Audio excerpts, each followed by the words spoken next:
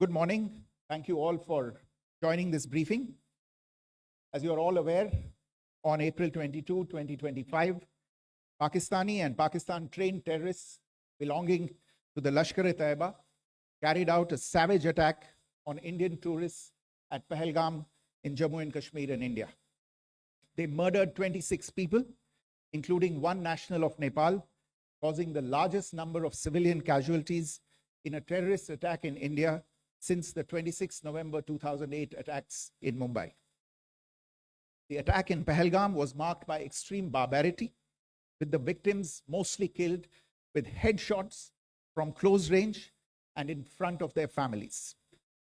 Family members were deliberately traumatized through the manner of the killing, accompanied by the exhortation that they should take back the message. The attack was clearly driven by the objective of undermining the normalcy returning to Jammu and Kashmir. In particular, it was designed to impact the mainstay of the economy, tourism, with a record 23 million tourists visiting the valley last year. The calculation, presumably, was that harming growth and development in the Union territory would help keep it backward and create fertile ground for continued cross-border terrorism from Pakistan. The manner of the attack was also driven by an objective of provoking communal discord, both in Jammu and Kashmir and the rest of the nation. It is to the credit of the government and the people of India that these designs were foiled. A group calling itself the Resistance Front has claimed responsibility for the attack. This group is a front for the UN-proscribed Pakistani terrorist group Lashkar-e-Taiba. It is notable that India had given inputs about the TRF in the half-yearly report to the monitoring team of the UN's 1267 Sanctions Committee in May and November 2024, bringing out its role as a cover for Pakistan-based terrorist groups. Earlier too, in December 2023, India had informed the monitoring team about Lashkar and Jaish-e-Mohammed operating through small terror groups such as the TRF. Pakistan's pressure to remove references to TRF in the April 25 UN Security Council press statement is notable in this regard. Investigations into the Pahalgam terror attack have brought out the communication notes of terrorists in and to Pakistan. The claims made by the Resistance Front and their reposting by known social media handles of the Lashkar-e-Taiba speak for themselves. Identification of the attackers based on eyewitness accounts, as well as other information available to law enforcement agencies, has also progressed. Our intelligence has developed an accurate picture of the planners and backers of this team. The features of this attack also tie in with Pakistan's long track record of perpetrating cross-border terrorism in India, which is well documented and beyond question. Pakistan also has a well-deserved reputation as a haven for terrorists from around the world, with internationally proscribed terrorists enjoying impunity there. In addition, Pakistan has been known to willfully mislead the world and international forums, such as the Financial Action Task Force, on this issue. The Sajid Mir case, in which this terrorist was declared dead and then, in response to international pressure, brought back to life, found alive and arrested, is the most glaring example. The latest attack in Pahalgam has understandably generated deep anger in Jammu and Kashmir and in other parts of India. Following the attacks, the government of India naturally responded with a set of initial measures relating to our engagement with Pakistan. You're all aware of the decisions that were announced on the 23rd of April. However, it was deemed essential that the perpetrators and planners of the 22nd April attack be brought to justice. Despite a fortnight having passed since the attacks, there has been no demonstrable step from Pakistan to take action against the terrorist infrastructure on its territory or on territory under its control. Instead, all it has indulged in are denials and allegations. Our intelligence monitoring of Pakistan-based terrorist modules indicated that further attacks against India were impending. There was thus a compulsion both to deter and to preempt. Earlier this morning, as you would be aware, India exercised its right to respond and preempt, as well as deter more such cross-border attacks. These actions were measured, non-escalatory, proportionate, and responsible. They focused on dismantling the terrorist infrastructure and disabling terrorists likely to be sent across to India. You would also recall that the Security Council on 25th April 2025 had issued a press statement on the Pahalgam terror attack, underlining, and I quote, the need to hold perpetrators, organizers, financiers, and sponsors of this reprehensible act of terrorism accountable and bring them to justice, unquote. India's latest actions should be seen in this context. Joining me for this briefing on our actions earlier this morning are Colonel Sophia Qureshi and Wing Commander Vyomika Singh. I will request them to share some details regarding Operation Sindoor with all of you.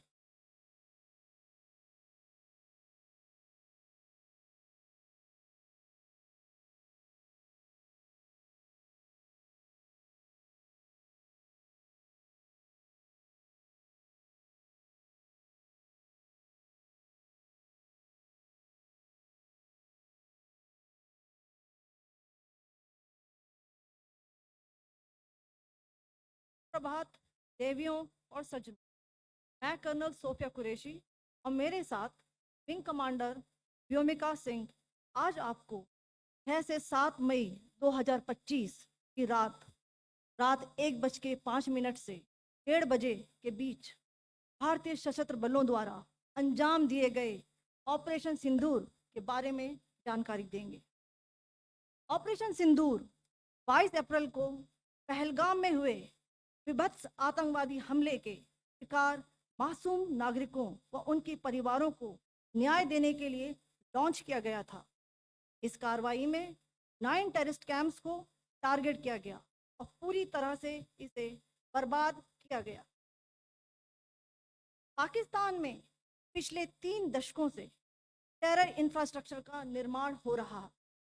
इसमें recruitment, indoctrination centres, training areas व launch pad शामिल थे, जो पाकिस्तान और पाक अधिकृत Jammu Kashmir POJK दोनों में फैले हैं। Operation Sindoor was launched by Indian Armed Forces to deliver justice to the victims of Pahalgam terror attack and their families. 9 terrorist camps were targeted and successfully destroyed. Over the last 3 decades, Pakistan has systematically built terror infrastructure. It is a complex web of recruitment and indoctrination centers, training areas for initial and refresher courses, and launch pads for handlers. These camps are located both in Pakistan as well as Pakistan-occupied Jammu and Kashmir areas. Some of the well-known training camps are located, as you can see on the screen. They are distributed from Sawai Nala in the north, counting to approximately 21, ending at Bhagalpur to the south.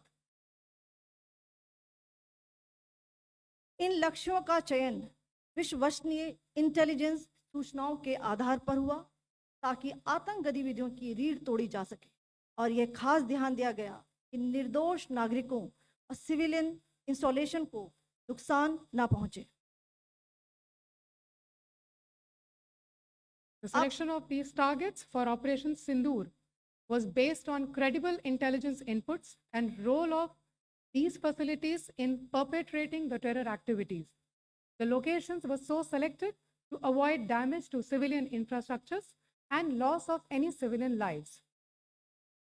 This was done with due diligence, and the camps selected for targeting and their engagement will now be shown to you one by one. POJK के targets मैं आपको बताना चाहूँगी। सबसे पहले सवाई नाला camp Muzaffarabad, जो कि POJK के लाइन ऑफ कंट्रोल से 30 किलोमीटर दूर है। यह एक लश्कर-ए तौयबा का ट्रेनिंग सेंटर था। 20 अक्टूबर 2024 सोनमर्ग, 24 अक्टूबर 24 गुलमर्ग, 22 अप्रैल 2025 पहलगाम, इन हमलों के आतंकियों ने यहीं से प्रशिक्षण लिया था। सैयदना बिलाल कैंप जफराबाद, यह एक जैश ए मोहम्मद का स्टेजिंग एरिया है। यह हथियार, विस्फोटक और जंगल सर्वाइवल ट्रेनिंग का केंद्र भी था। फुलपुर कैंप कोटली, यह एलओसी से 30 किलोमीटर दूर था। लश्कर-ए तोयबा का बेस था जो रजौरी, पुंछ में सक्रिय था। 20 अप्रैल 2023 को पुंछ में और 9 जून 2024 को तीर्थ यात्रियों के बस हमले में यहीं से आतंकी को ट्रेन किया गया था।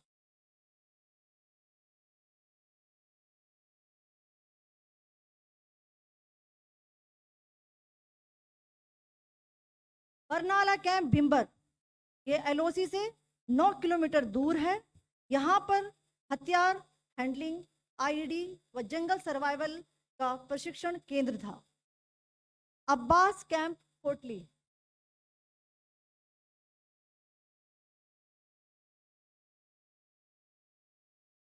यह एलओसी से 13 किलोमीटर दूर है।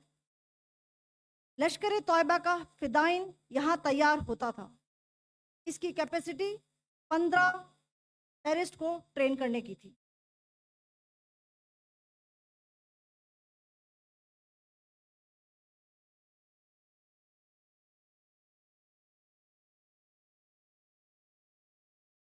अब मैं पाकिस्तान के अंदर के टारगेट से अवगत कराना चाहूंगी। पहला, सर्जल कैंप सियालकोट, यह अंतर्राष्ट्रीय सीमा से 6 किलोमीटर की दूरी पर है, सांबा कटवा के सामने।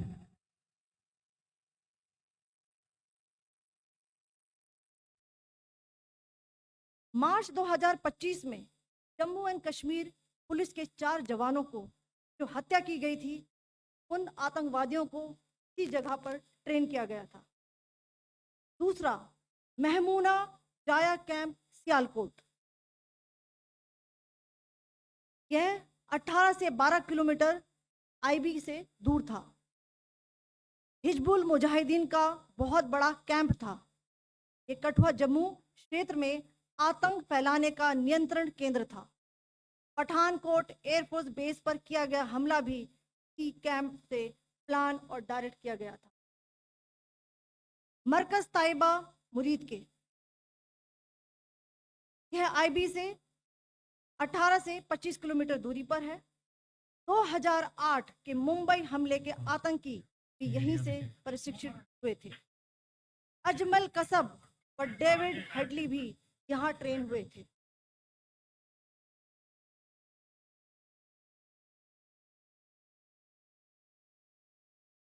आगे दूसरा आया।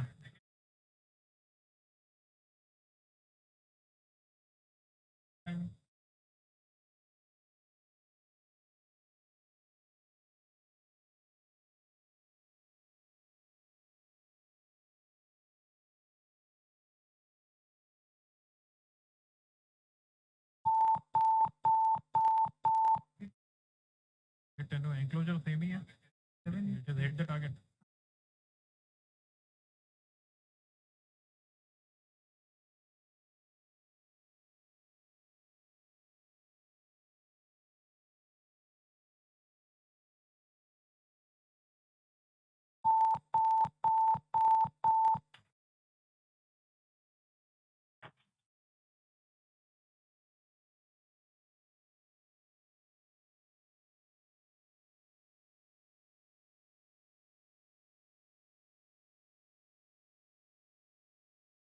मरकज सुभान अल्लाह भावलपुर, ये इंटरनेशनल बाउंड्री से 100 किलोमीटर दूर है।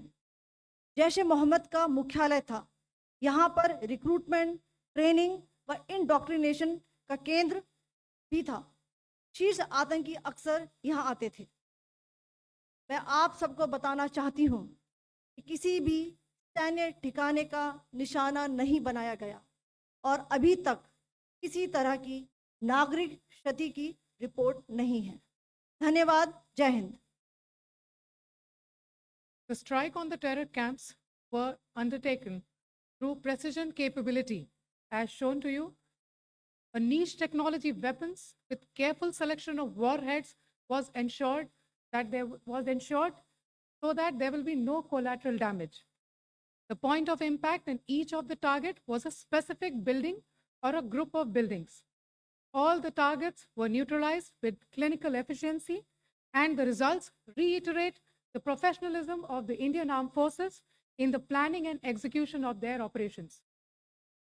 No military establishments were targeted. India has demonstrated considerable restraint in its response. However, it must be said that the Indian Armed Forces are fully prepared to respond to Pakistani misadventures, if any, that will escalate the situation. Jai Hind, and thank you very much.